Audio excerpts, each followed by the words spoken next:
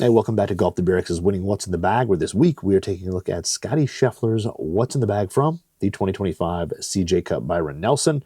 Congratulations to him. A ton of birdies, way under par. Kind of a wild one going there. But congratulations to him on his first win of 2025. I know he kind of made Phil eat his words of Phil predicting that Scottie would not win this year. But Scottie did. So we're going to jump into what's in the bag. He is a TaylorMade staffer, but he does have some other clubs in the bag. And he has pretty much the same stuff as you usually seen from his previous wins. Maybe one difference there in terms of some of the wedges. But we'll start at the top, and he is playing the TaylorMade Qi10. Yes, the Qi10 from last year. He has not switched over to the Qi35. We have seen him testing it out, but it has not moved over yet. I don't think, people read into that stuff. I don't really think it's a big deal. They're just trying to get him dialed in. And when you're playing as well as Scottie has and driving as well as he has, there is no sense of changing in a sense for him. But he's playing the Qi10. This is, of course, the dot head. So right near the loft where it says 8 degrees, it's an 8-degree head. There's a little dot up in the upper right corner, which you think would reference the degrees of the head. It actually specifies a dot. So the dot head is, of course, in between the Qi10 and the Qi10 LS in terms of spin. A little bit lower spinning than the retail head, not quite as low a spinning as the Qi10 LS. Sits really neutral at address from the photos that I've seen from it, but it's just kind of the specialty head that was tour only. They never brought it out to retail.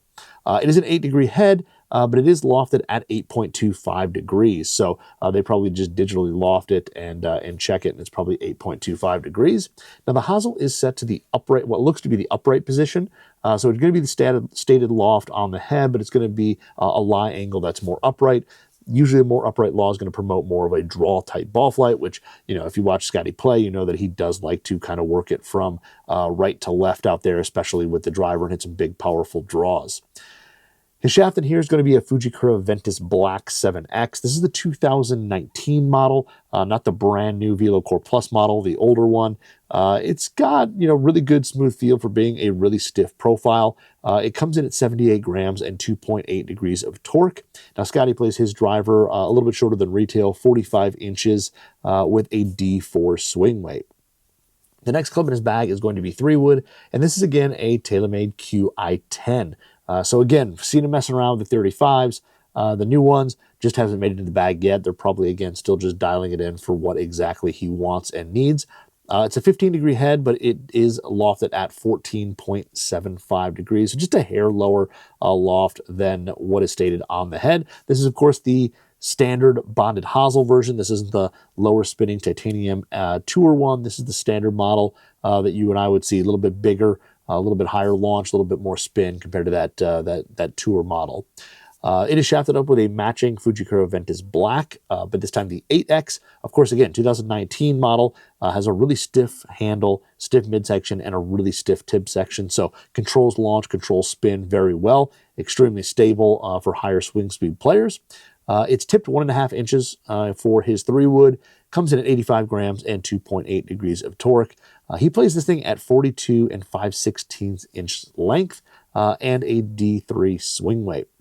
Now we move into his irons, and he's got a little bit of a combo set here. The first iron is a 3-iron, and it is actually the Srixon ZU85 utility iron. So this is a utility iron from Srixon. It was released back in, I believe, 2018. A little bit bigger, multi-pieced hollow body. A little bit faster face on it compared to like a Blade 3 iron out there. It's a 20-degree head. In terms of retail specs, it's 20 degrees, and it's a little bit larger than the current ZXi utility that's out there. It is shafted up with a Nippon Modus Hybrid Proto, which we have to assume is what is currently on sale as called the Ghost, the Nippon Ghost, which is graphite on steel technology. So they actually take a really thin, lightweight steel shaft, and they actually bond graphite on top of it. So you get the best of both worlds.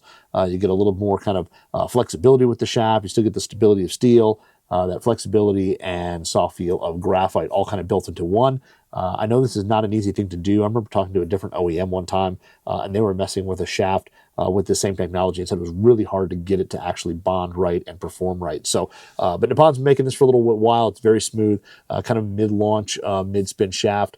His is an X-Flex.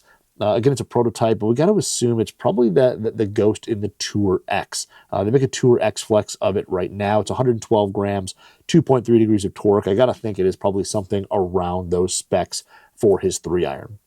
Now, his 4-iron is the matching Srixon ZU85, but this is the 4-iron type. So 23 degrees is the stock loft on it. And again, this thing a little bit more offset, a little thicker top line than the newer Srixon utility out there.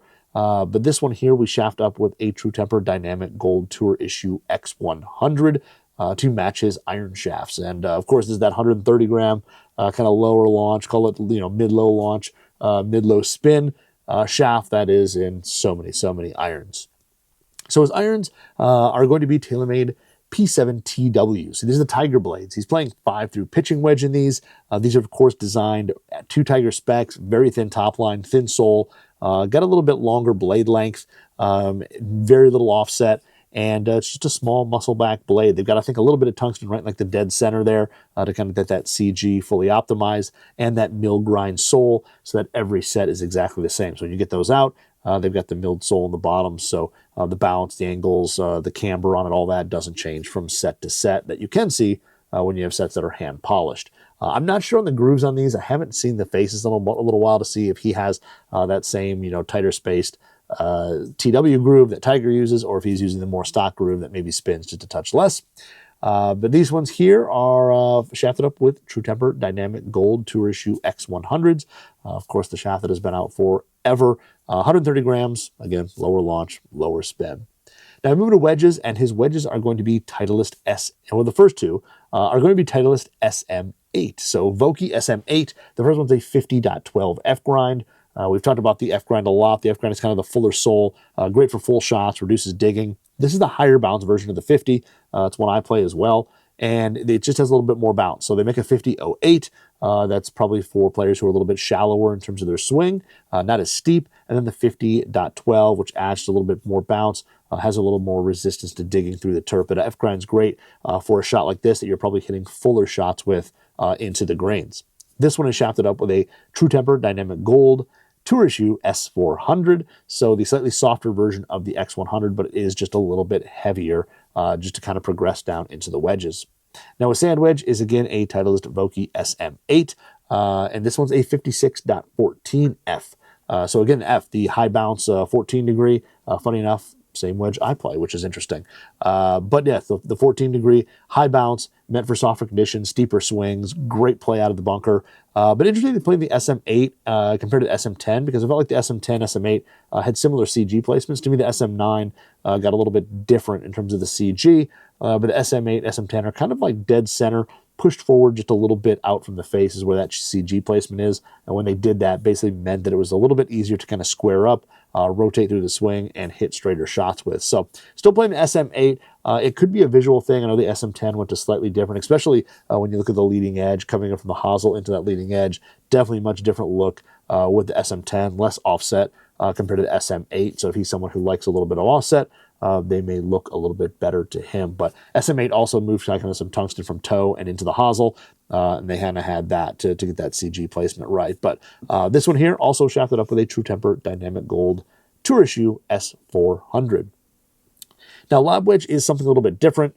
He just switched up. I think before he was playing a T grind, but this one is a Titleist Vokey SM10. Yes, the new SM10, 60.06 K grind. So a little low bounce K, as they call it.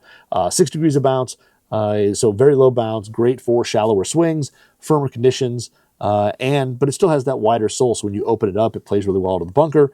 Still has some float to it when you open it up. But a sole that is very kind of, they call it forgiving. Not that Scottie probably needs forgiveness, but very forgiving, being a little bit wider, but still low bounce. So still versatile, allows players like Scottie to open it up, play different shots, flight the ball up and down, and just be really kind of creative around the greens. Now this one, again, just like the other ones, shafted up with a True Temper Dynamic Gold Tour Issue S400. So 132 grams, kind of a slightly flatter flight, but with some spin. Now, moving to putter, and putter is the same TaylorMade Spider Tour X that he's been using for a while. This is the X1 model, if you look on the sole, which designates it as an L neck or plumber's neck, so a neck that comes up and moves over to the left for right-handed players. Gives it pretty much a full shaft offset. and his is a traditional Spider X. Like, it doesn't look that much different. True path alignment with a single black sightline on the top. It's got the pure roll insert that is done in Srixon, so the softer material, but it still has the horizontal grooves that get that good forward roll, reduce hopping and skipping for better distance control with it. And then he plays his at 35.5 inches long, 3 degrees of loft, a 72-degree lie angle, and for his grip, he is using a Golf Pride Pro only cord. This is the Green Star version, which is the 88cc, or the largest one. Still has kind of a pistol shape to it. You get that kind of arc to it, slightly wider from top to bottom in the upper hand. But the cord on it gives a little bit of firmness, a little bit more traction, and it still has some soft rubber to it. Now, the rest of his grips on his clubs are Golf Pride Tour Velvets. It's been kind of the standard grip for decades, absolute decades. Kind of a little houndstooth-like pattern that runs through it. He plays these. I'm not 100% sure on the amount of wraps and all that he plays on all of his clubs with these Tour Velvets. Kind of this brushed rubber that feels really good. Most of us have played with a Tour Velvet at some time in our golfing careers. And then for ball, he is playing the Titleist Pro V1. So this is going to be the lower launch, kind of lower spinning ball compared to, say, the Pro V1X. It's also got a little bit softer feel to it. So great choice for players who are looking to kind of control, again, some flight and spin with the long irons while still keeping that stop and drop greenside control with that high spin with the wedges. So that is Scottie winning What's in the Bag from the 2025 CJ Cup Byron Nelson. Congratulations to him on a great win. And check back next week when we jump into the next Winners What's in the Bag.